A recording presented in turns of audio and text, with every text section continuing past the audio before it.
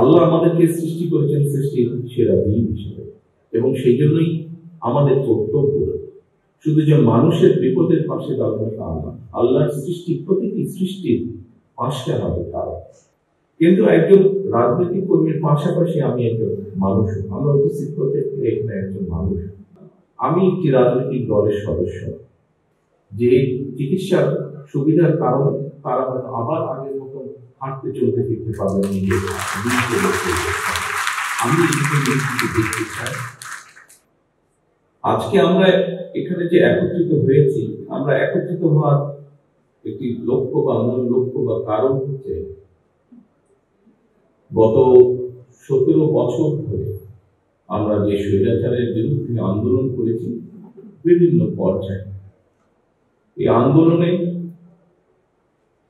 মানুষ তার অধিকার ফিরে পাওয়ার জন্য যে আন্দোলন করেছেন, মানুষ তার কথা বলার অধিকার ফিরে পাওয়ার জন্য যে আন্দোলন করেছে, সেই আন্দোলনে যারা বিভিন্নভাবে ক্ষতিগ্রস্ত হয়েছেন সেরকম কিছু সংখ্যক, খুব অল্প সংখ্যক কয়েকজন মানুষকে পাশে দাঁড়ানোর যে চেষ্টা, যে প্রচেষ্টা আমাদের, তারই অংশ হিসেবে আজকে আমরা এখানে উপস্থিত হয়েছি।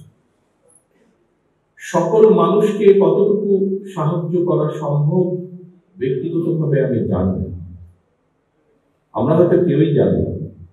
তবে যে মানুষগুলো ক্ষতিগ্রস্ত হয়েছেন, যারা শহীদ হয়েছেন তারা তো চলে গিয়েছেন, তাদের পরিবার রয়ে গিয়েছে, তাদের পরিবারের সদস্যরা এখনো আছেন। যারা বিভিন্নভাবে আহত হয়েছেন, বন্ধুত্ব বরণ করেছেন, ক্ষতিগ্রস্ত হয়েছেন শারীরিকভাবে, অন্যান্যভাবে, তারা সহ শহীদ যারা হয়েছে তাদের পরিবারের পাশে কতটুকু দাঁড়ানো যাবে বলতে পারবো না।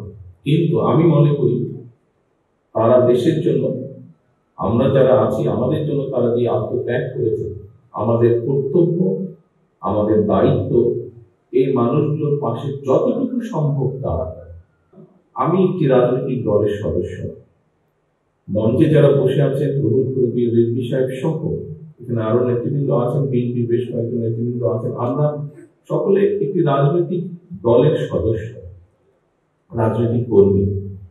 কিন্তু একজন রাজনৈতিক কর্মীর পাশাপাশি আমি একজন মানুষ, আমরা উপস্থিত প্রত্যেকে এখানে একজন মানুষ, এবং মানুষ হিসাবে আমি মনে করি মানুষ রাজনীতি আমরা যেমন করি দেশের জন্য, দেশের মানুষের জন্য, ঠিক একজন মানুষ হিসাবেও আমাদের দায়িত্ব, আমাদের যতটুকু অবস্থা আছে, যতটুকু আমরা সক্ষম, তার ভিত্তিতে আমার পাশে যদি কাউকে আমি দেখি, আমার সামনে যদি কাউকে আমি দেখি যে এই মানুষটির কোন রকমের সহযোগিতা প্রয়োজন, বিপদে আপদে সাহায্যের প্রয়োজন, তাহলে সেটির জন্য আমাদের এগিয়ে আসা উচিত।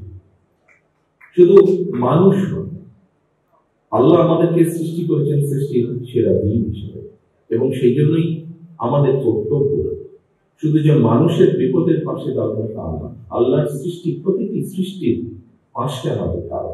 সেটি যে কোনো জীবজন্তু হতে পারে, সেটি প্রকৃতি হতে পারে। এখানে আজকে দুজন ব্যক্তি, দুজন তরুণ আমাদের সামনে বক্তব্য দিয়েছে। একজন আলামিন নামে একজন বক্তব্য দিয়েছে। আলামিন তার বক্তব্যে বলেছে যে ডাক্তার তাকে বলেছে হয়তো আর কিছু করা সম্ভব না। তবে আমি এখানেই হাল ছেড়ে দিতে চাই না।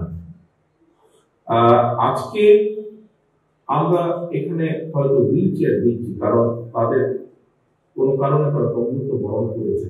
সায়েন্স বর্তমানে অনেক দূরে এগিয়ে গিয়েছে।